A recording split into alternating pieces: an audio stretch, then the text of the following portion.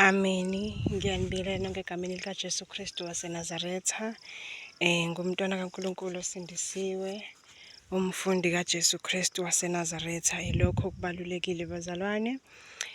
Ngicela nje ukuthi nginenzele ividiyo ezoba mfishane nje bazalwane. Nginibonisa nje ekhaya labafundi la sizohlangana khona bazalwane.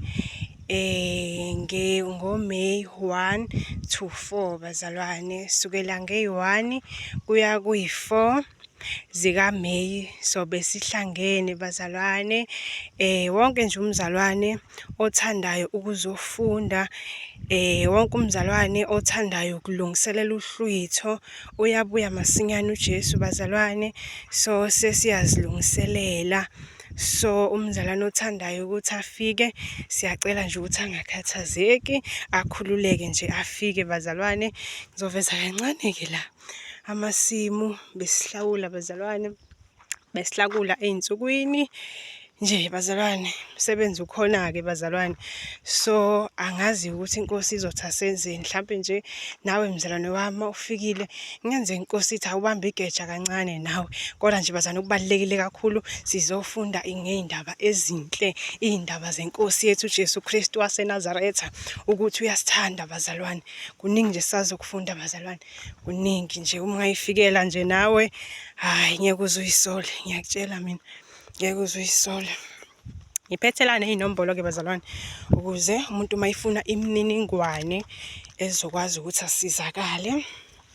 Amen.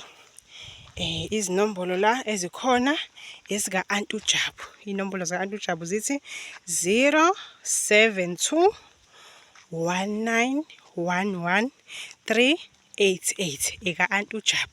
Ufonela yena uma ufuna ukwazi ngemininingwane, ama-directions, uma ufuna nje ukwazi ukuthi uzohamba kanjani uma uzofika la KwaMaphumulo bazalwane, eDabangu, ngiyaxolisa bazalwane, KwaMaphumulo eDabavu e-KZN. So uma uthanda ukufika ungayifikela ukuze uzofunda nje nawe. Akuphoqi ukuthi uzolinde uMeyi.